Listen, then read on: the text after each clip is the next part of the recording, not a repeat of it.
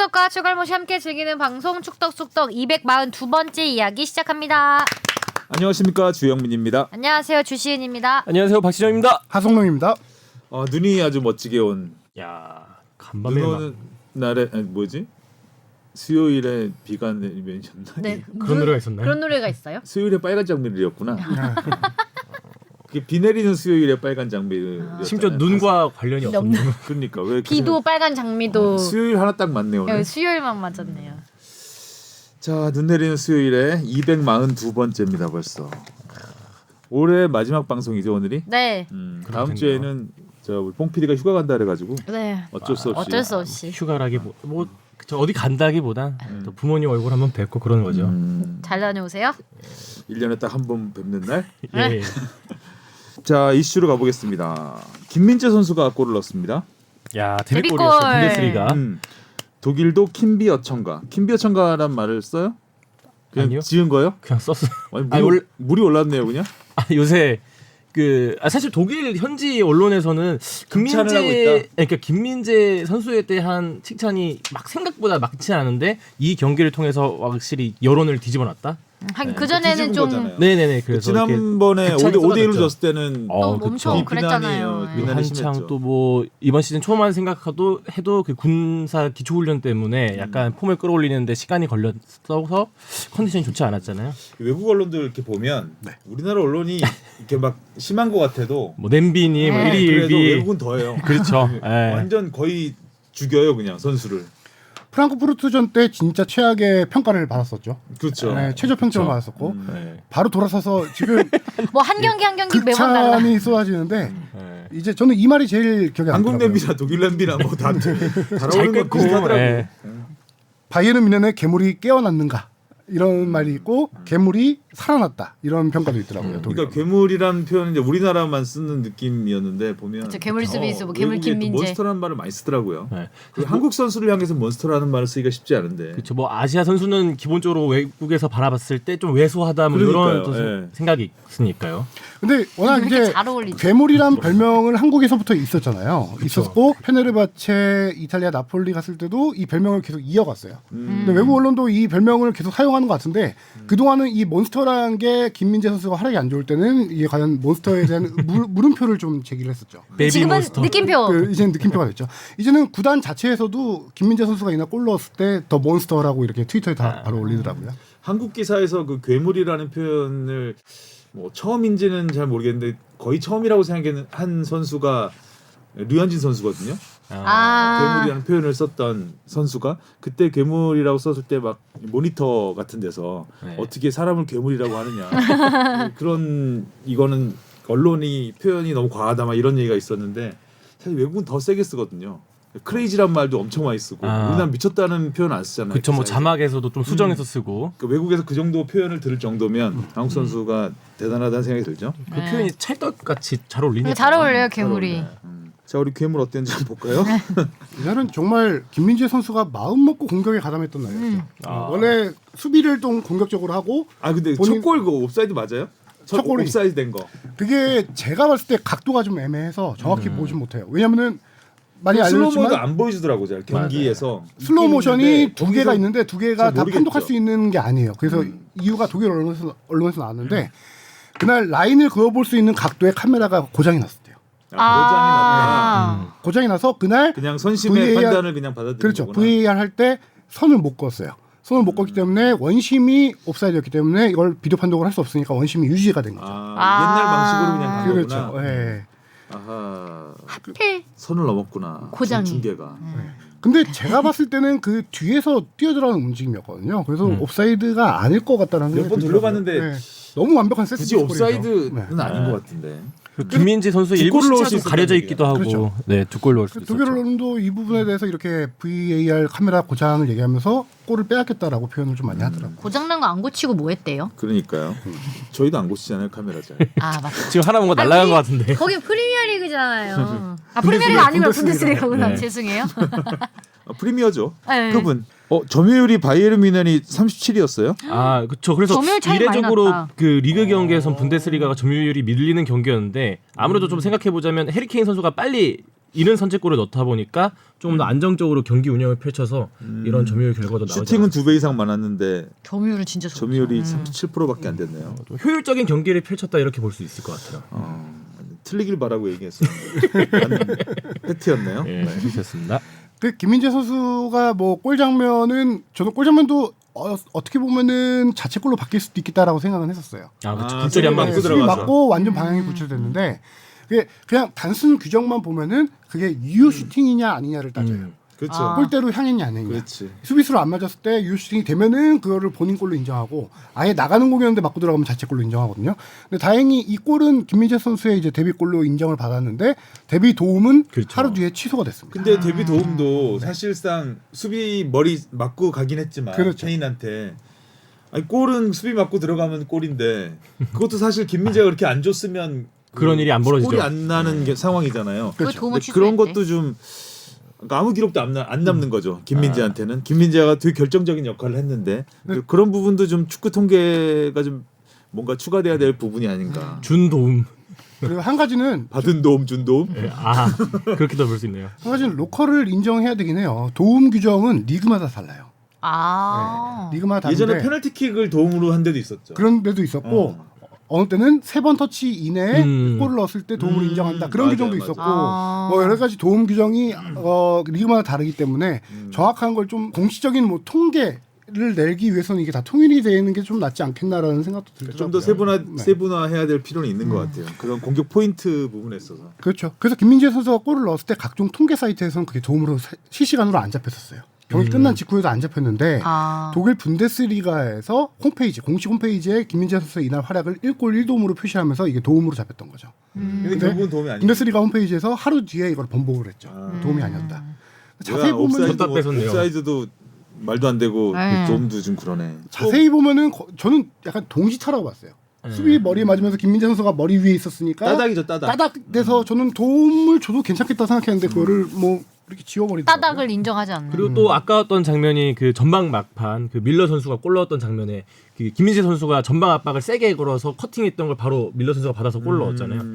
아쉽게도 오프사이드로 취소돼서 그것마저도 이제 김민재 선수의 도움으로 기록되지 못했지만 근데 왜 그 그렇게 골은 취소가 카메라 안 되지? 고장이었지만 딴 카메라로도 명확히 보이더라고요. 네. 옵사이드인 게 딱 보이더라고요. 네. 그래서 뭐 김민재 선수가 수비수임에도 불구하고 공수 넓은 방향에서 다 활약을 펼쳤죠. 이날 포커스는 공격력에 맞춰졌는데 이날 수비가 최고였어요. 이날 김민재 선수가 그동안 나폴리 시절에 항상 저희가 스탯을 볼 때 썼던 게 가로채기 걷어내기 지수를 항상 보는데 거의 팀에서 1등이었고 리그 전체에서 상위 수준이었거든요. 민행 간 다음에 이게 좀 약했었어요.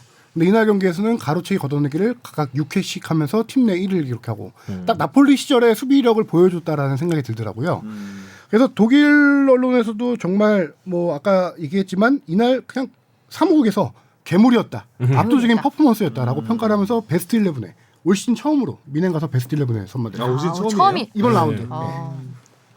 왜 해본 뭐 것 같지? 김민재 선수의 그래도 뭐 비교적 준수한 활약을 했기 때문에 한 번쯤 올랐어도 안 이상한 것 같은데 생각보다 그리고 데뷔골도 좀 늦게 터진 감이 있고요. 그러니까 나폴리에서는 한 시즌 초반쯤에 연속 한 2골 정도 넣으면서 맞아요. 초반에 넣었죠. 예, 왜 이러다가 득점왕까지 하는 거 아니냐 이런 뭐 산술적으로 농담을 또 좀 나오죠. 했는데 근데 뭐 골러 위치는 아니다 보니까. 그래서 이례적인 인터뷰를 했어요. 김민재 선수가 경기 끝나고 미스존에서 공격수가 아닌데도 데뷔골이 늦어서 죄송합니다. 앞으로 좀 더 골을 넣어볼 수 있도록 하겠습니다라고 인터뷰를 하더라고요. 귀엽네요. 통산 11번째 골이네요. 네. K리그에서 3골, 유럽 무대에서 4골, A매치 4골. 오, A매치 4골은 대단한데요. 그렇죠. 김민재 선수 맞아. 같은 경우는 머리를 잘 쓰잖아요. 대표팀에서도 거의 세트피스 골이 많죠. 코너킥 거의 세트피스죠. 어깨로 코너킥에서- 넣었던 것도 어. 기억나고 신기한 게 그 중국 무대에서 골을 터뜨렸던 게 없더라고요. 예. 아, 중국에서는 아. 골이 없어요. 네, 베이징 고안에서는 득점 안 기록이 넣어도 돼요, 없었던. 근데 유럽에서 4골을 넣은 것과 A매치 4골은 의미가 있죠. 거기다 또 3시즌 연속 골이에요. 페네르바체에서 아. 한 골, 나폴리에서 유럽 2골, 무대. 이번에 한 골 해서 이 정도면 그래도 골 넣는 수비수 괜찮죠. 3시즌 연속이면. 확실히 키가 크니까 네. 기회가 많이 오겠죠. 세트피스. 한 번에 빡. 세트피스에서. 머리로 맞는 게 아니네요. 보니까 K리그에서 3골은 오른발 하나, 왼발 한 골이 있고 머리로도 한 골이 있고. 유럽 무대에서도 왼발로 한 골이 있고. 네, 유럽 무대에서는 아마 페네르바체 시절에 A매치에서는 어깨로 한 골이 있네요. 네. 그게 헤더하는 거예요. 헤더하다가 여기 머리 맞아요. 와. 네. 그렇죠. 김민재 선수의 발로 넣는 골들은 조금 다른 게 대표팀의 김영권 선수 같은 경우는 중거리 슛이 좋은 선수예요. 발로 그 선수는 중거리 슛으로 왼발 슛으로 넣는 케이스이고 김민재 선수 같은 경우는 거의 이제 리바운드 볼, 세컨드 볼을 발로 넣는 케이스고요. 김영권 선수의 골은 그 러시아 월드컵 독일전 독일전 골이 최고죠. 그건 뭐 나중에 할아버지가 돼도 두고두고 얘기할 수 있는. 그건 잊혀지지 않는 골이었죠. 네. 현장에서 봤잖아요. 우리. 네, 그렇죠. 안 왔죠 우리? 오늘 커플룩 입고 오시고. 자 그리고 해리케인이 분데스리가 최소 경기 20골인데 지금 14경기 만에 20골이잖아요. 이게 분데스리가 그 씹어먹고 취소된 김민재 선수의 도움 그걸 받고 넣었던 골이죠. 그리고 그 다음에 케인보다 두 번째 최소 경기가 혼란이 22경기 만에 20골 넣은 거네요. 아니 그 앞서 최고 기록은 이제 옛날 63, 64 시즌 21경기 만에 20골 넣은 함부르크 레전드 우베제. 레반도프스키는 없나 보죠 기록에? 그런가 보네요. 레반도프스키가 뭐 한 경기 최단 시간 해트트릭하고 막 이랬잖아요. 네. 그리고 언제 한번 시즌 뭐 메시랑 호날두도 뛰어넘어서 골을 많이 터뜨렸던 시즌도 있었던 걸로 기억하는데 그러니까 좀 뒤에 터뜨렸나 봐요. 혼란은 왜 적은 거예요? 유명하니까. 혼란스럽게 갑자기. 아 그냥 유명하니까 적었다고? 궁금하지 않을까요? 아 이미 지난 시즌 분데스리가 득점왕 수를 넘지 않았나요? 혼란이요? 아니 저기 케인이 20골이 안 돼요? 지난 시즌 분데스리가 예, 득점왕이 거의 그럴 거예요. 열몇 골이었고 네, 지난 시즌 분데스리가 골을 많이 못 넣어가지고. 왜 자꾸 혼란 얘기를 해? 혼란이 여기서 뛰지도 않는데. 케인이 일단 미넨에서 성공적으로 안착을 했는데 팀 성적은 지금 2위잖아요. 그렇죠. 우승하려고 갔는데 네. 이미 하겠죠. 한번 하겠죠. 우승할 기회를 한번 놓쳤죠 미넨에서. 레버쿠젠이 네, 1위죠 지금. 예, 네, 레버쿠젠이고. 맞대결에서 이기면 승점 4점 차 아니에요 지금? 맞습니다. 4점 차니까 하겠죠. 쉽지 않지 않나? 아무튼 김민재 선수는 아시안컵을 앞두고 다시 몬스터다. 몬스터로 돌아왔고 독일 언론에서 그 얘기하더라고요. 이렇게 이제 부활하는 선수를 1월 달에는 볼 수가 없다. 아 근데 이제 김민재 선수 같은 경우는 이번 주 목요일, 그러니까 오늘 수요일이니까 바로 경기 마지막 경기를 하고요. 분데스리가는 휴식기에 들어갑니다. 겨울 휴식기가 있거든요. 네, 그 맞아요. 휴식기가 꽤 길죠 그게 한 2, 한 2주 좀 넘는 것 같아요.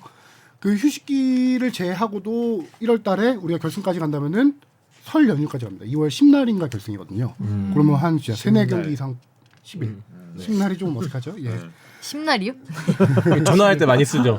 안 헷갈리라고. 네. 10일 10날. 아, 그래요? 네. 10일 하면 11일 하고 11일 11일 이라. 아, 그러니까. 열흘이라고 하면 되는데. 네. 아, 예. 죄송합니다. 그래도 1월 열흘은 아 이상하잖아요. 그것도 그러네. 우리 계속 이상한 얘기만 하고. 자, 손흥민 선수는 집중 견제에 일단 공격 포인트는 공격 기록하지 포인트는 못했죠. 없었지만 네, 팀은 팀은 이겼어요. 2연승을 거뒀습니다. 노팅엄이니까 뭐 상대가. 노팅엄이 손흥민을 이날 막자라는 이를 악물고 나온 경기. 작정하고 네. 거의 속된 말로 담그려고 하는 거 아닌가 싶을 정도로 막 여러 명이 달라와서 그 담근다는 게 전반 시작하자마자 50초 만에 손흥민 선수가 거의 UFC급으로 당했죠. 두 명의 선수가 머리 달려들어서 맞았죠. 그렇죠. 누워 있는데 손흥민 선수의 공이 담금질을 다리 사이에 있으니까 무릎으로 정수리를 찍고. 맞아요. 그러면 안 돼요. 확실히 뭐 지난 경기들을 분석은 하고 온 게 보였어요. 이게 손흥민 선수가 워낙 그 공격 기점 역할을 잘했기 때문에 거기 그걸 좀 맞겠다. 애초부터 막으려고 했던 게 아닌가. 근데 손흥민 선수가 이날도 2경기 연속 왼쪽 윙어로 뛰었잖아요. 전형적인 딱 윙어 플레이 스타일을 했거든요. 근데 초반부터 양쪽 풀백 선수와 중앙 미드필더가 와서 협력 수비를 하는데 이게 저는 그 포지션에 한해서만 그럴 줄 알았더니 그게 아니라 중앙으로 갔을 때도 또 두 명이 따로. 달라붙더라고요. 거의 전담 완벽하게 마크. 이거는 감독의 지시가 있었던 거예요. 이거는 손흥민만 잡아라. 네, 손흥민 선수가 잡으면 무조건 두 명이 달라붙어라. 근데 이게 손흥민 선수가 공격 포인트가 없었음에도 이날 이렇게 됐던 거는 손흥민 선수에게 그렇게 한 명이 더 오면서부터 동료에게 기회가 그렇죠. 많이 생기는 거죠. 클로셉스키가 그래서 네. 기회가 왔죠. 클로셉스키가 1골 1도움이었죠. 네, 그래서 이날 MVP까지 그리고 선정됐죠. 골은 뭐 사실 손흥민 선수가 만들어준 기회를 완전 만들어줬죠. 네. 전방 두 압박으로 번째 골 그렇죠. 두 번째 예. 골. 거기 뭐 골키퍼한테 달려들지 않았으면 골키퍼가 완전 잘 막았잖아요 그날 골키퍼가. 엄청 선망 많이 했죠. 네. 노팅엄 골키퍼가 골키퍼가 킥을 너무 성급하게 하려다가 당황해서 클로셉스키한테 패스를 그렇죠. 했죠. 예. 워낙 손흥민 선수 빠르다 보니까 전방 압박해서 달려오면 무서울 것 같아요. 빨리 처리해야 될 것만 같은. 근데 역시 왼쪽 날개로 뛰는 게 손흥민답긴 하더라고요. 플레이가. 손흥민 우리가 선수가 아는 손흥민. 그렇죠. 실제 인터뷰에서 지난번 경기였나 지지난 경기였나 인터뷰에서 내가 커리어 내내 왼쪽 윙으로 뛰었기 때문에 이 자리가 더 편하긴 하다라고 솔직히 얘기는 하긴 했어요. 손흥민 선수가. 사실 뭐 톱으로 선 것도 워낙 히샬리송 선수의 그 부진이 이어졌었고 뭐 부상도 있었기 때문에 약간 울며 겨자 먹기식으로 세울 사람이 없다 보니까 손흥민 선수를 그렇죠. 톱으로 세웠던 거잖아요. 네. 근데 거기서도 잘해줬던 거고. 근데 이제 히샬리송 선수가 좀 부활의 조짐이 보이다 보니까 다시 손흥민 선수도 제자리로 돌아갈 수 있던 게 아닌가 싶습니다.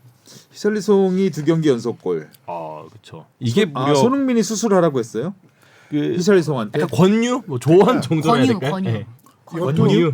권유. 이것도 기름인 줄 10날 알았어요. 권유했나요? 10날? 이것도 한 2경기 전에 인터뷰에서 밝혀진 얘기인데 히샬리송 선수가 계속 치골 골반 쪽에 통증이 있었어요. 근데 손흥민 선수가 이걸 누구보다 잘 아는 게 지난 시즌을 그 스포츠 탈장으로 한 시즌 동안 그 통증을 고생했죠. 안고 했잖아요. 그 경험을 얘기하면서 히샬리송한테 네가 지금 아프면 수술 미루지 말고 지금 당장 해라 라고 해서 히샬리송이 그렇게 결정을 했더라고요. 말 잘 듣네요. 그럼요. 소니 얘기하는데 캡틴. 주장 형이 얘기하는데 오케이. 근데 바라합니다. 그래서 지금 그 히샬리송의 부진의 원인 중에 하나였을 것 같아요. 이게 되게 오랫동안 지속됐을 때요. 이런 통증이 있으면은 진짜 100% 발휘하기 힘들잖아요. 손흥민 선수 같은 경우도 본인이 70, 80%로 뛰었다고 했거든요. 탈장 통증이 있을 때. 그런데 히샬리송이 지금 한 달 만에 돌아와서 지금 이 어려운 시기에 이렇게 2경기 연속골, 1년 7개월 만입니다. 히샬리송의 최고의 골은 그 카타르 월드컵 때 우리나라 경기에서 저글링이라고 해야 돼 뭐죠? 그렇죠. 농락당했죠, 공항만 솔직히 잡고 외국 왼발 선수들이. 손을 주지 않나? 황인범이었나 그 앞에? 그때도 치골 괜찮았나 그때는? 그러니까 그때는 그런 모습 그때 정말 잘했잖아요. 대표팀만 가면 치골이 살아난다고. 네. 그땐 괜찮았나 치고 봐요. 들어간다고. 그 슈팅하다 치고로 아팠나? 네. 근데 토트넘은 진짜 올 시즌 조금 풀리는 것 같으면서도 안 풀리는 게 이날 경기에서도 상당히 불필요한 퇴장. 퇴장과 경고 누적으로 인해서 비수마 선수가 최악의 상황이에요. 이게 수비 진영에서 자기가 퍼스트 터치가 공이 길다 보니까 상대가 달려드는 거를 억지로 가서 막으려다가 발바닥 스터드로 상대 정강이를 하면서 원래 옐로 카드였는데 비디오 판독으로 해서 퇴장으로 바뀌었죠. 네. 비수마가 얼마 전에도 그 부상 그렇죠. 많이 나올 때 퇴장당해서 공백이 있었는데 비수마 선수 같은 경우는 이 시리어스 파울이거든요. 이건 3경기 기본 나와요. 시리어스 파울은. 다이렉트 퇴장인 보통 2경기, 3경기 이제 결정을 할 수 있는데 3경기 나올 것 같고 비수마 선수 같은 경우도 1월 달에 아프리카 네이션스컵에 참가합니다. 그러면 거의 이제 2월 달까지는 아예 못 본다고 봐야 될 것 같고요. 토트넘 파이팅. 그렇죠. 거기다가 또 이날 저기 경고 우도기 선수가 경고 누적으로 다음 경기 못 나오는데 이 선수가 지금 보니까 15경기에서 경고가 8장이에요. 아 경고를 꽤나 많이 경고를 받는 많이 받았네요. 네. 경고를 많이 받았네. 경고 누적으로 퇴장 1회, 경고 누적 2장까지 포함해서 총 8장인데 야, 이 토트넘에는 약간 이 카드 관리 이슈가 조금 로메로도 지난주에 네, 카드가 많아. 그렇죠. 로메로 길들이는 법 가르쳐줬잖아요 지난번에. 아 에밀리아노 골키퍼의 화내라. 호언 뭐라고요? 약간 불호령. 불호요. 화내라고 내가 얘기했죠. 호언은 뭐예요? 호언 장담이 갑자기 머릿속으로 스쳐가지고. 왜 허언을 하고 그러세요? 예. 그러네 호언을. 길들일 선수들이 많네요. 그렇죠. 그러게요. 우도기, 비수마. 비수마. 자 그리고 황희찬 선수는 침묵을 했습니다. 재계약했죠, 근데 네. 2028년까지 팀 내 최고 연봉. 재계약 내용이 어마어마해요, 진짜. 2028년까지면 왜요? 얼마나 어마어마한데요? 뭐가 그렇게 어마어마해요? 돈이 그러니까 지금 뭐 얼마인데요? 시급이 얼마예요? 아니 3만 파운드 한 5천만 원 정도 받던 주급을 거의 3배 인상 해가지고 팀내 언론 보도 나온 게 정확한 액수 나오진 않았지만 팀 내 최고 대우라고 수준이라고 했거든요. 근데 그 팀 내 최고 수준이 최전 방공격수 사라비아 선수예요. 이날 이 선수가 9만 파운드 1억 5천만 원 정도 됩니다. 거의 3배 정도 인상된 거죠. 연봉으로 치면은 70억에서 80억 사이 정도 되는 거죠. 와. 어마어마하네요. 그죠? 어. 뭐 이정호 선수 얘기에 비하면은 뭐 그렇지만 그렇죠. 이정호 선수는 다리 힘이 풀렸다고 했나요? 금액 듣고. 예. 풀릴만 하죠. 근데 황희찬 선수도 이날 뭐 플레이가 눈에 띄는 건 없었지만 아쉬운 점이 딱 하나 있던 게 골이 됐는데 황희찬 선수가 기점 역할을 한 게 있었어요. 근데 그게 이제 옵사이드로 취소됐다. 정말 살짝 앞서 있었고. 네. 요 경기도 뭐 사실 웨스트햄 초반에 그 쿠두스 선수 2골 모두 다 이 역습 딸깍 그렇죠. 파케타 선수의 패스에 의한 역습 딸깍 2번으로 당하면서 울버햄튼이 아까 그 오프사이드로 취소된 골 그게 직접 득점으로 이어졌으면 그래도 조금 역전에 기미가 보였을 2대0 것 같은데 상황이었죠. 네. 네. 그게 이제 취소되면서 좀 무너졌던 울버햄튼. 그럼 그런 생각을 해봐요. 옵사이드가 없으면 어떨까? 축구에 재밌지 않을까요? 더? 너무 약간 더 재미없어질 것 같은데 저는. 뻥뻥 차준다. 이거. 공격수가 그냥 늘 저 거기에만, 골키퍼 근처에만 맞아요. 머물러 거기에 있을 맞는 거니까. 수비 전술을 짜겠죠. 그럼 수비 라인이 내려와야 되잖아요. 그럼 또 거기에 맞는 또 이게 또 상황이 전개되지 않을까? 더 재밌는 상황도 나오지 않을까? 저는 재미 없어질 것 같아요. 템포가 확 느려질 것 같아요. 단조로워진다. 단조로워지고 그 수비 전술이 옵사이드 트랩을 상당히 많이 이용한 전술이잖아요. 그 라인을 얼마나 올리냐. 근데 그렇게 되면은 공격수가 예를 들어 상대 골대 앞에 있다라고 하면 수비 라인 무조건 내리게 되는 거고. 그럼 너무 극단적인 축구가 되지 않을까라는 생각이 들어요. 간격이 넓어지면서 템포 떨어지고. 그렇죠. 중간은 이렇게 되고 다 이렇게. 골킥 상황에서 골키퍼는 그냥 상대 골대 쪽으로만 내지르는 거야. 그럼 공격수 붙여주고. 수비수 다 골대 앞에만 머물고. 그럼 미드필더가 필요 없어진다. 그렇죠. 네. 그럼 또 거기에 맞는 또 거기에 맞는 일이 벌어지지 않을까요? 이벤트 경기로 그렇게 한 몇 경기 돌려봐도 재밌을 것 같긴 한데. 그러니까 좀 더 다른 축구가 펼쳐질 테니. 근데 저도 초등학교 때 축구를 많이 했는데 초등학교 때 뭐 옵사이드 이런 거 신경 안 쓰잖아요. 안 쓰죠. 저도 7년반 공격수를 했었는데 그냥 골대 앞에 골키퍼랑 농담하다가 뒤에서 공 오면은 골키퍼를 등지고 있다 골 넣고 막 그런 경우 많았거든요. 옛날엔 그렇죠. 그랬죠. 옛날엔 동네 그랬죠. 축구에서는. 네. 그 동네 축구가 되겠죠. 풋살 경기는 없잖아요. 옵사이드가. 네, 저희 그렇죠? 없어요. 네. 풋살은 없잖아요. 그 경기장을 줄여 일단. 크기를 좀 더 맞아요. 줄여. 저희 줄이고. 그럼 줄여야 돼요, 맞아. 그럼 좀 더 재밌지 않을까. 그냥 혼자만의 생각이었습니다. 네, 쓸데없는 생각이죠. N 다웠습니다. MBTI N. 맞아. 그래요? 선배 N이지, 맞아. 애니 뭐예요?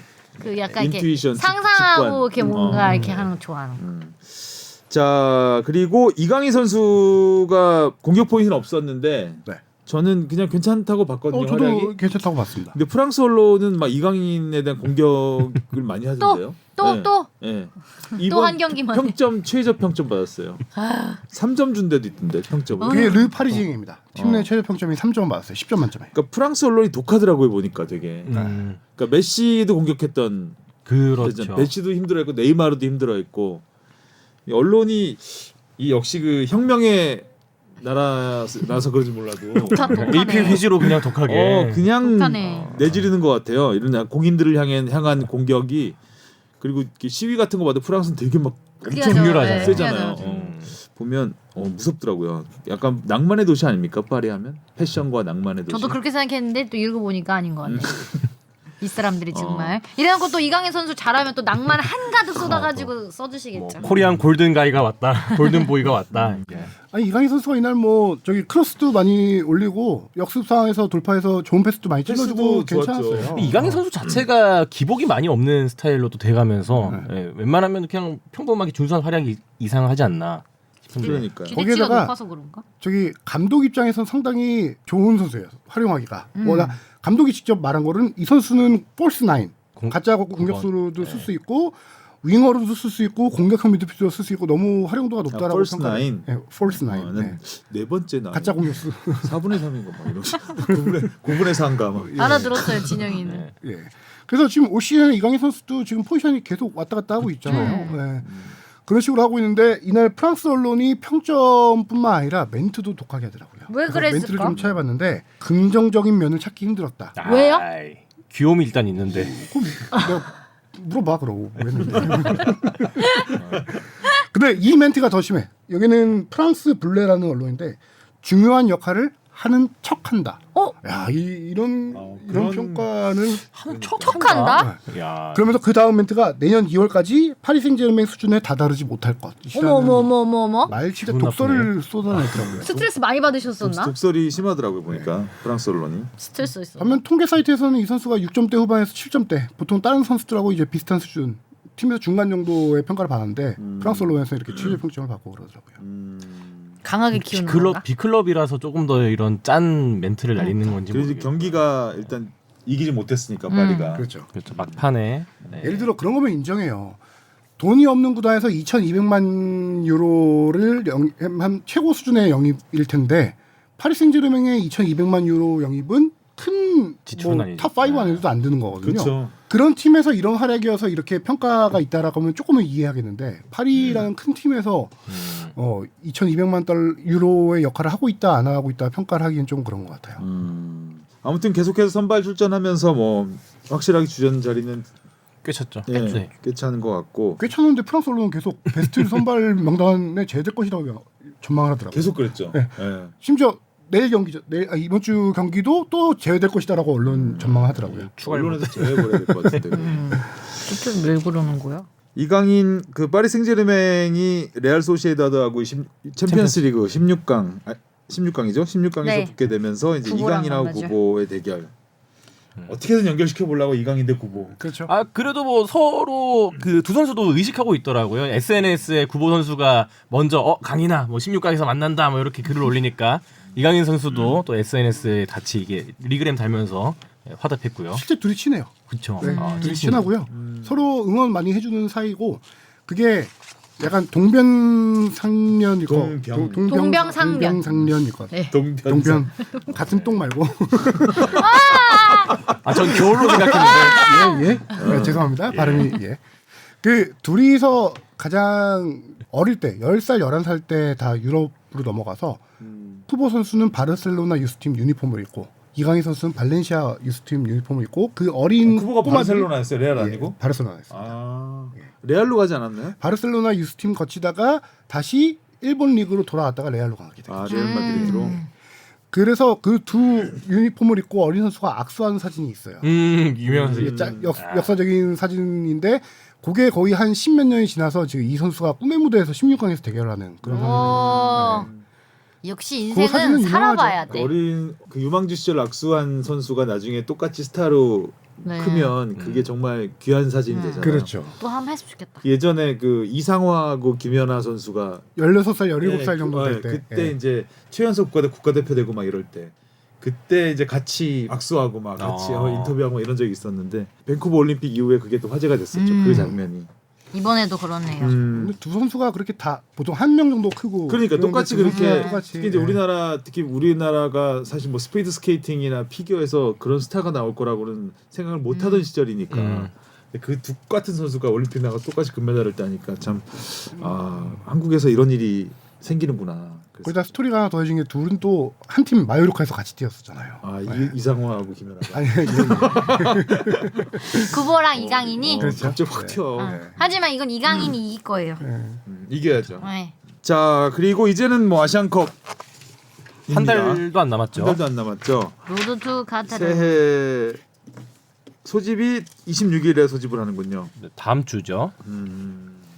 26명의 소집되는 인원 16명을 축구협회에서 발표를 했습니다. 거의 뭐 이제 K리거 선수들과 분데스리가에서 뛰는 선수들도 있긴 한데 아까 말씀드렸다시피 분데스리가 선수들은 내일 경기를 마치고 겨울 휴식이 들어가기 때문에 국내에 들어옵니다. 국내에 들어와서 이게 따로 훈련이 공식적인 뭐 팀 전수 훈련이 있고 그런 건 아니에요. 워낙 축구로니까 서울 시내 호텔에 머무르면서 일부 선수들은 출퇴근하고 지방인 선수들은 거기 머무르면서 실내 웨이트만 하고 컨디션 관리만 해주는 거예요.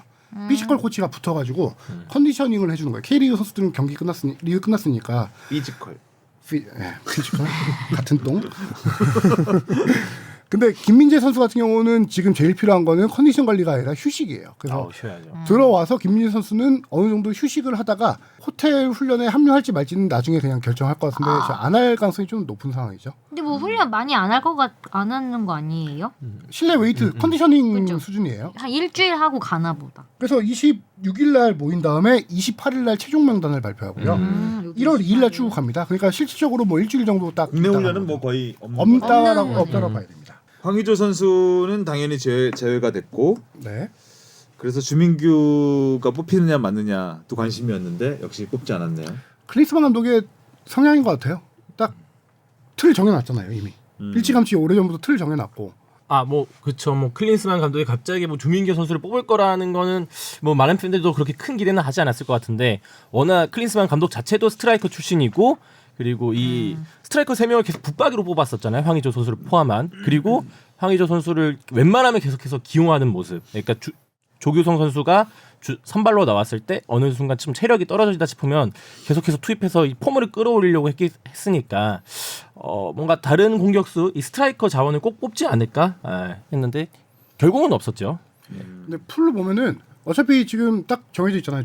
주전은 조규성. 오영규. 네, 거기다 이제 서브 나오는 게 황의조, 오영규 선수였는데 황의조 선수가 빠지고 오영규 선수가 서브로 받쳐 있는 상황이고 언제든지 손톱이 가능한 상황에서 네. 굳이 굳이? 이 자리를 네. 뽑겠냐라는 거였죠. 사실 이런 거 보면 좀 오영규 선수가 골이 조금 한 개라도 빨리 터졌으면 좋았을 텐데 아직 그 A매치 골이 없어가지고. 지금 조규성 선수보다 오영규 선수가 주전이길 바라는 거예요. 아니 그게 이제 만약에 오늘 굉장히 공격적인데요. 저는 사실- 같은데 오늘? 네? First 괜찮았어요? nine. 그 그렇잖아요. 잘하고 있는데. 저는 이제 그게 걱정돼. 사실 왜 자꾸 변을 뿌려? 변을 당했네요. 네. 그러니까 공변. 당연히 조규성 선수 주전 좋고 다 좋지만 혹여나 조규성이나 오영규 두 선수 중에 한 명이라도 부상을 당하면 N이에요? 잘하고 있는데 뭐 부상까지 얘기하고 있어요. 혹여나 한 명이 부상을 당하면 워낙 스트라이커 자원이 확 줄어들다 보니까 그때는 좀 비상일 수 있지 않을까? 에이, 너무 S. 걱정인가요? 제가 S라서 S. 저도 S인데 S가 센스죠. 그런가요? 경험적인 사람. 센스 맞아요. 센스 맞는 센스? 것 같은데. 아니, 그러니까 저는 왜 이렇게 굳이 일어나지 않은 일을 그러나 해서요. 근데 이제 또 뭐 잘하고 대표팀을 있는데. 운영하려면 길게 그러니까. 보고. 뭐 손톱도 그렇죠. 있고 뭐다 많은데요. 뭐 이 그렇죠. 김민재 선수도 네. 머리를 골 넣고 김민재 선수 스트라이커로 써버리고. 아무튼 괜찮은데요, 뭐. 괜찮습니다. 네. 근데 굳이 이기재 선수는 또 뽑았네요. 이기재 선수는 클리스만 계속- 감독이 계속 뽑고 계속 뽑고 있죠. 계속 뽑고 있는 근데 이제 계속 지적받는 부분 중에 하나잖아요. 그쵸. 그렇죠. 가장 왜냐면 아쉬운 어쨌든, 포지션. 예. 그런데 진짜 우리나라 없어요? 풀백 자원이 크게 없어요. 없긴 하죠. 네. 근데 좀 다른 선수를 테스트해 볼 수도 있지 않을까. 근데 클리스만 감독이 이번 대회에서 테스트하기는 좀 쉽지 않을 거예요. 일단 무조건 우승해야 무조건 되니까 우승이라고, 예. 이 멤버 거의 리멤버 막. 그래서 이번 명단 16명 발표됐는데 제가 약간 그 얘기를 들었는데 보통 이러면은 훈련을 위해서라도 몇 명을 훈련 파트너로 좀 불러서 하지 않을까라고 생각했는데 클린스만 감독 생각은 확고해요. 안 데려갈 선수를 뽑아서 그렇게 하면은 선수에게도 피해인 거잖아요. 지금 선수들에게는 희망 고문일 수도 있고 선수들은 지금 휴식을 할 시기인데 개인 선수들을 불러서 하는 것보다 그래서 지금 16명 중에 K리거들은 무조건 그냥 최종 명단에 드는 선수라고 봐야 될 것 같고 여기서 부상 유럽파에서 부상이 생기거나 K리거 부상이 생기지 않는 이상 K리거가 추가로 들어올 선수는 없을 것 같아요.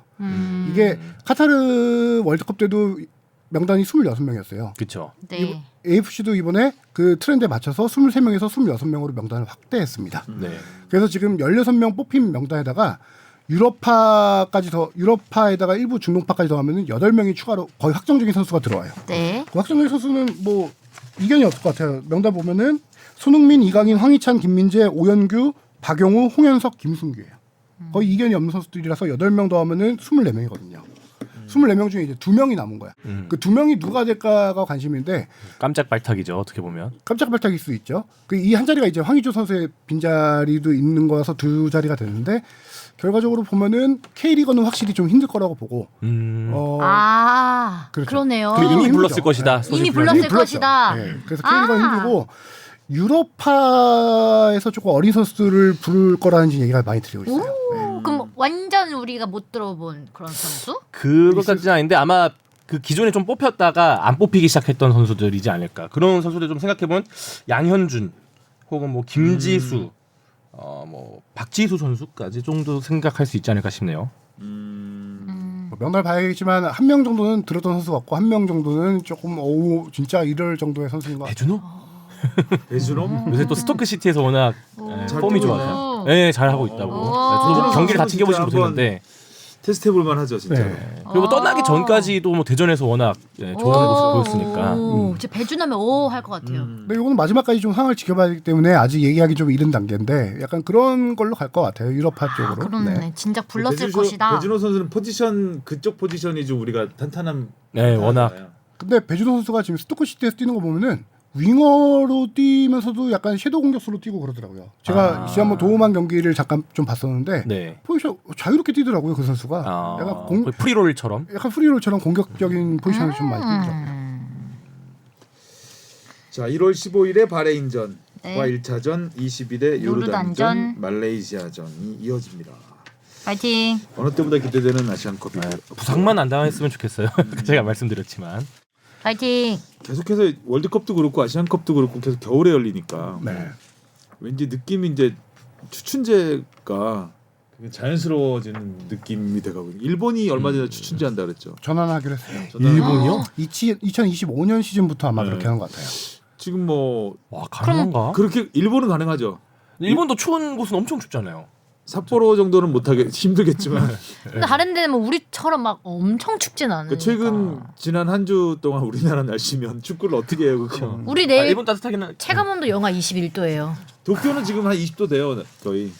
아, 네, 기온이 그러니까 일본은 그렇게 겨울 시즌에도 보낼 수 있는 도시들이 있는 거예요. 많죠. 근데 우리는 없어. 러시아 같은 경우도 엄청 추운 뭐 사할린 이런 데는 겨울 시즌에 리그를 안 치릅니다. 그 안 추운 도시로 배정을 해요. 그 시즌에.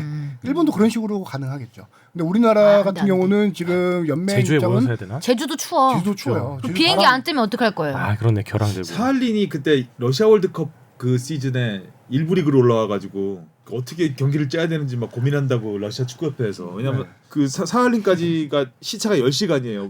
러시아는 맨 왼쪽과 맨 오른쪽이 시차가 10시간이거든요.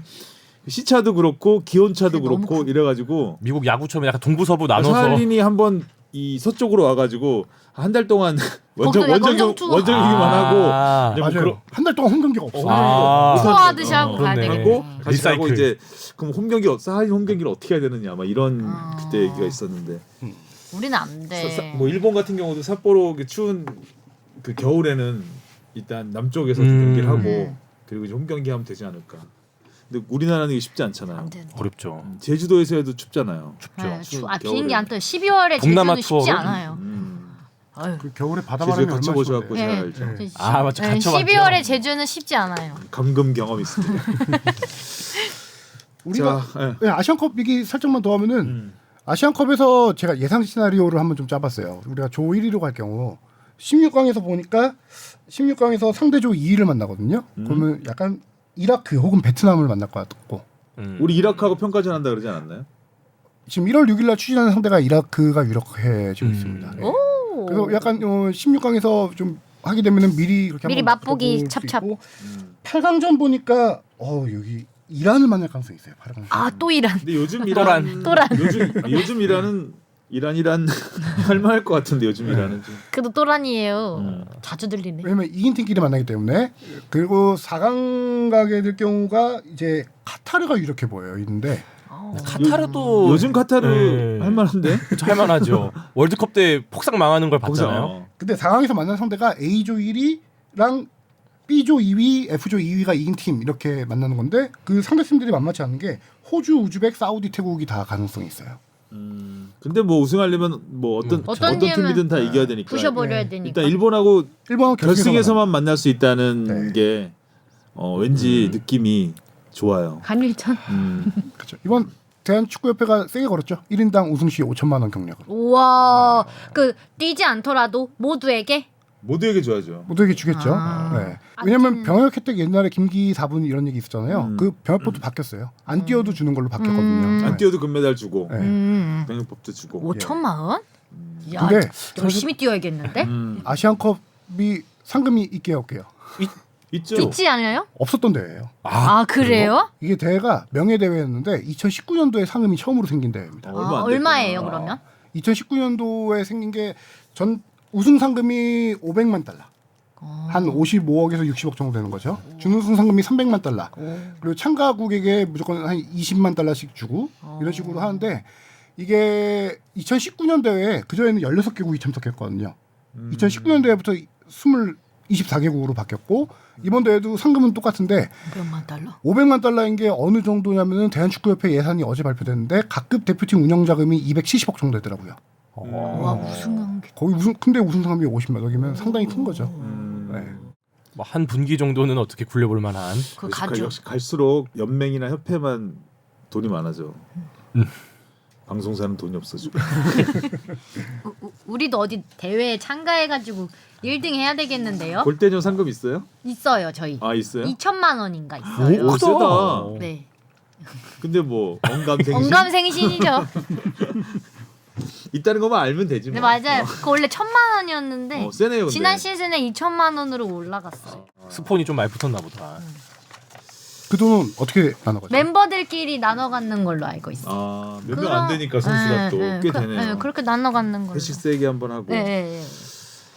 자 그리고 국내 축구 얘기 좀 해볼까요? 사령탑 연쇄 이동, 명장 잡기에 바쁜 K리그. 일단 김기동 감독이 옆에 서울 왔습니다. 어떠신 최고 이슈였죠. 자세 좀 보세요. 입이 찢어지네요 그냥. 봉 PD. 내년 시즌 직관 가야 될 이유가 생겼습니다. 아 그건 그래요. 저도 기대가 많이 진짜. 됩니다. 기대가 되죠. 사실 뭐 속으로 생각했던 건 저번 시즌에 저기 안익수 감독님 그랑 결별하고 나서 워낙 다음 감독을 바로 안 뽑길래 이건 진짜 좀 큰 거 한 방 준비하나 보다. 그냥 이번 시즌은 김진규 대행 체제로 좀 가버리고 그래서 아무래도 속으로는 기동 감독님인가 싶었더니 그게 딱 이루어졌죠. 이야. 김기동 감독님은 지난 시즌에 포항하고 3년 재계약을 했는데 그 전에도 서울하고 살짝 링크가 있긴 있었어요. 근데 그 당시에 이제 포항에 잔류하는 걸로 해서 3년 계약을 했는데 김기동 감독은 항상 이제 얘기를 해보면 도전을 되게 좋아해요. 도전을 좋아하는데 포항에서 이번 시즌 FA컵 우승했고 아시아 챔피언스리그 준우승까지 했잖아요. 근데 이제 근데 FA컵 우승이 첫 부임 5년 동안 첫 우승이에요. 하고 나서 이제 포항에서 조금 더 예산을 많이 쓰는 구단에 가서 내가 검증을 받고 싶어 하고 해요. 이게 뭐냐면은 김기동 감독의 최근 꿈은 국가대표 감독입니다. 국가대표 감독인데 포항이란 팀에서만 있다기보다 좀 더 이제 넓은 바다로 나가서 자기가 검증을 받기를 원해서 항상 도전을 하고 싶어 했어요. 그래서 결정적인 계기가 이거였고 포항하고 그래서 작년에 3년 계약을 할 때 이런 조항이 있었어요. 더 많은 금액을 제시하는 구단이 있으면은 위약금 없이 계약을 해지할 수 있다라는 조항을 그 조건을 다 알고 계약을 했구나. 3년 계약을 했던 우승 조건은 따로 없었네 그것까지는. 네, 그런 건 아니고 그래서 팬들은 당연히 3년 계약이니까 올 시즌에도 당연히 가는 줄 알았는데 김기동 감독은 FA컵 우승을 하고 이제 확실히 생각을 했어요. 새로운 도전을 해보고 싶다. 박수 칠 때도 떠날 수 있는. 네, 그래서 일찌감치부터 얘기가 진행이 됐었고 포항도 이 의사를 전해 듣고 일찌감치 감독 작업에 새로운 감독 착수 작업에 들어가서 박태하 감독을 선임하고 이게 되게 레전드. 물밑 작업이 꽤 진행됐던 상황이었어요. 그래서 되게 발표가 빨리빨리 딱딱 네, 기다려. 빨리빨리 다 진행이 된 거죠. FC 서울 입장에서는 뭐 최선의 선택이었고 그렇죠. 연봉도 엄청나게 많이 준 것 같아요. 네. 지금 K리그 최고 연봉이 홍명보 감독 10억으로 알려져 있는데 제가 알기로는 김기동 감독이 기본 보장 금액은 그 정도는 안 돼요. 근데 이제 옵션까지 포함하면은 그 정도 수준까지 딱 가는 걸로 알고 있는데 이 거의 뭐 한 10억이라는 의미를 10억짜리 감독을 영입했다라는 거는 서울이 우승을 노리겠다는 거예요. 이 정도면. 서울은 우승을 노려야 되는 팀이죠. 네. 근데 당장 파이널 B에 있던 팀이잖아요. 그래서 김기동 감독이 파이널 B에서는 우승하지 않았나요? 팩트로 갑자기 확 들어오니까 하위 스플릿에서는 1등하지 않았어요? 거기서는 했죠. 1-7등 했죠. 그래서 더보기 리그 1등 이렇게. 그래서 김기동 감독이 1월 초에 이제 기자회견 할 텐데 제 예상은 파이널 B에 있는 팀을 당장 우승하겠다라는 건 힘들 거고 2025 시즌. 계약 기간 안에. 계약 기간은 뭐 공식적으로 발표하지 않았는데 3년이에요, 3년. 그 당장 내년 시즌은 뭐 파이널 A 올라가서 약간 챔스권으로 갈 걸 목표로 할 테고 2-3년 안에 이제 우승을 목표로 하는 팀이 되겠죠. 일단 관중 동원에도 한 몫을 할 것 같긴 해요. 그렇죠. 지금 당장 뭐 직관 가겠다는 얘기가 나오니까. 기대돼요. 팬들 사이에서는 그렇고. 네. 근데 서울 팬으로는 조금 이제 걱정 좀 궁금한 건 어떤 선수들을 좀 정리할까. 이제 들리는 바에 의하면 뭐 오스마르 선수가 이제 해외 이적 얘기도 들리고 있긴 한데 워낙 기동 감독님이 이렇게 또 기동력 네, 빠른 선수들을 좋아하다 보니까 나이 많은 선수를 정리할 수 있다. 서울에 좀 꽤나 이제 연륜이 있는 분들이 꽤 있거든요. 꽤 있죠. 이름값 있는 기성용 선수도 그렇고. 그렇죠. 뭐 기성용 선수 솔직히 은퇴를 고민하고 있긴 한데 구단에서는 재계약 제안을 했어요. 네, 해서 계속 무조건 잡는다는 생각이고 오스마르 선수는 조금 모르겠어요. 네. 서울이 빠른 축구는 아니었어가지고. 아니죠. 김기동 감독은 빠른 축구를 선호하는 감독이기 때문에 그 둘이 스타일이 좀 안 맞는다는 얘기가 있긴 한데 그럼에도 기성용 선수는 팀의 상징적인 선수고 해서 팀에서 무조건 데려간다는 뭐 생각이고 기성용 선수가 뭐 중간에서 빨리 뛰는 역할은 안 한 지는 오래됐으니까. 그쵸. 근데 그 뭐 패스잖아요, 기성용 하면은. 그렇죠. 시즌 작년이었나 재작년이었나 레이저 송구처럼 레이저 패스에서 나상호 선수가 가슴을 봐서 그런 수원 FC 상대로 그런 네. 축구가 스피드 축구인 거니까. 네. 충분히 뭐 김기동 감독하고도 잘 합이 맞을 수 있을 것 같고. 전 궁금한 거는 김기동 감독 시절에 제일 유명했던 1588 네. 중에 두 명이 거기 있어요. 일류첸코와 팔로세비치. 팔로세비치는 활약이 괜찮은데 일류첸코 선수가 솔직히 안 서울 좋았죠. 가서 많이 안 좋았잖아요. 그 선수를 잘 아는 김기동 감독이 얼마나 이 선수를 살려낼 수 있을까. 한 가지는 또 임상혁 선수가 포항에서 전성기를 다시 연 선수예요. 30대 중반에 초반이었나 하여튼 그 선수가 지금 또 서울에 있거든요. 하긴 포항에서도 그때 네. 뭐 돌아온 연어라고 막 그때 얘기했던 선수들 있었잖아요. 그 선수들을 포항에서 잘 활용했잖아요. 신진호 선수 뭐 풀백 누구였죠? 오재석 아니요. 오범석 선수, 오재석 선수 갑자기 신광훈 선수, 예. 신광훈 선수 그런 선수들이 있었죠. 맞아. 예. 그러니까 나이 든 선수들도 잘 활용을 하니까. 그렇죠. 그럼 코칭 스태프는 그대로 가지 않아요? 그대로 가요? 정해졌나요? 지금 김진규 대행은 어떻게 되나요? 김진규 대행을 코칭 스태프에 합류할지 안 할지는 좀 더 얘기를 들어봐야 될 것 같은데 어떻게든 김진규 감독 대행을 서울에서 내치는 스타일은 아니고 그렇죠. 서울에서 구단의 키우려고 하겠죠.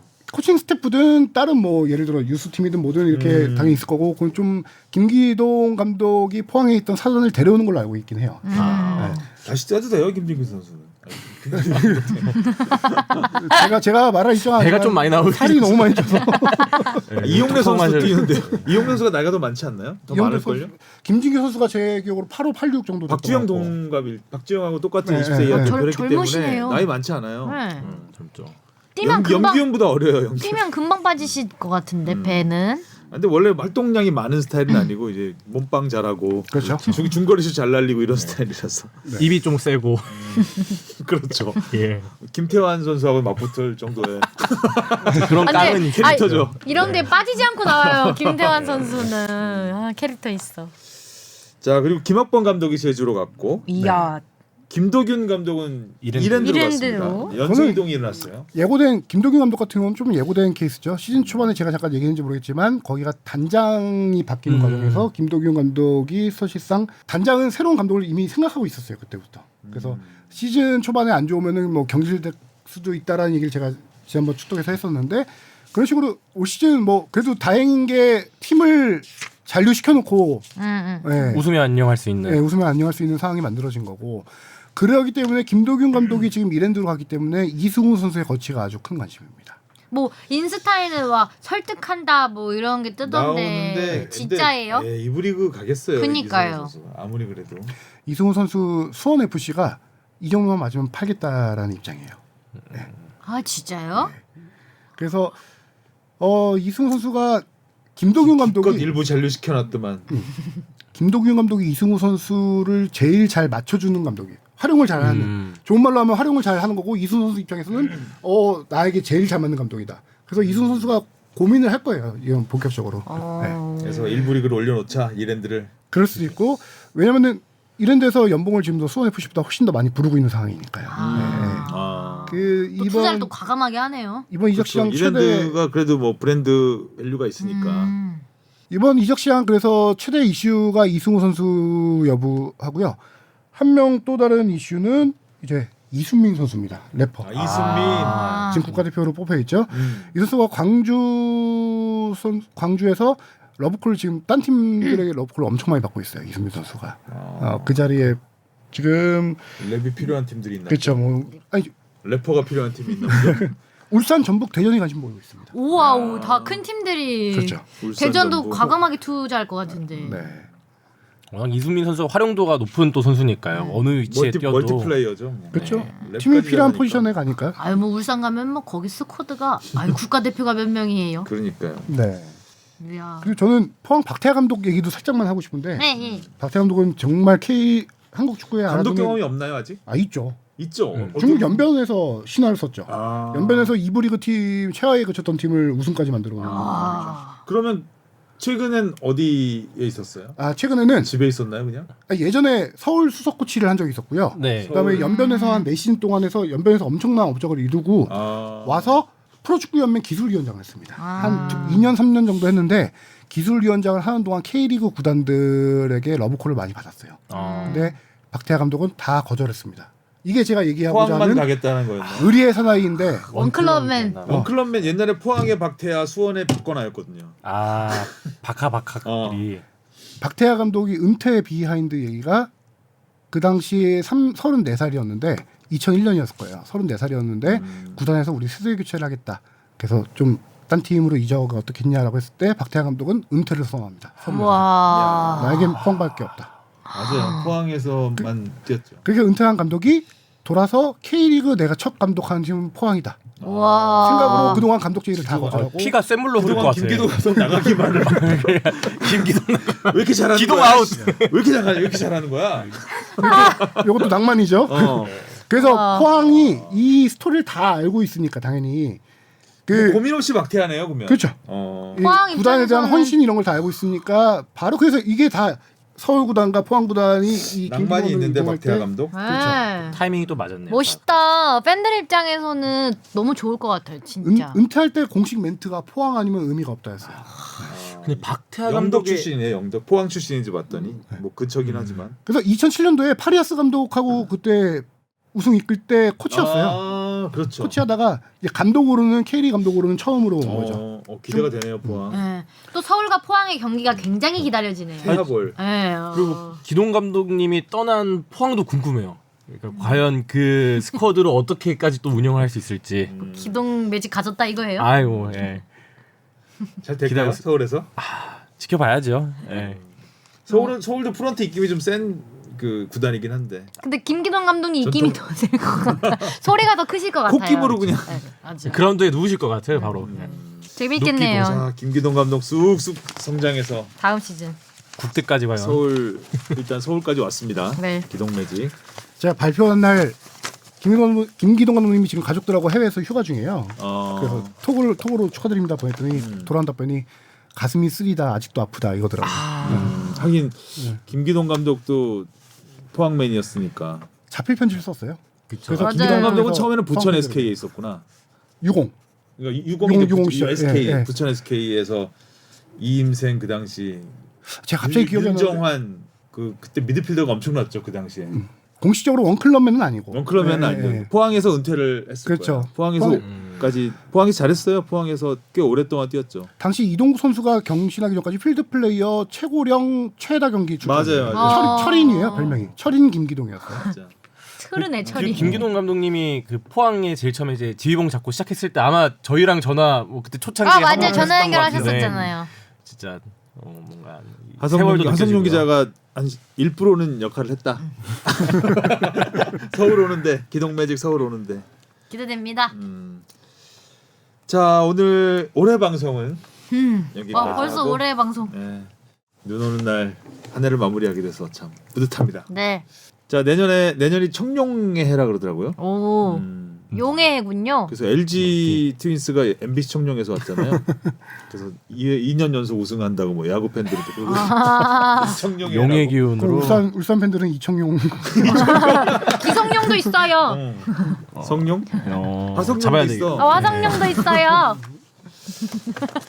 용용 죽겠네요. 기성용은 용용자 안 씁니다. 그러네요. 네, 저는 용용자 씁니다. 여기 진짜 용이 있었네. 용이라고 쓰죠 그래서. 네.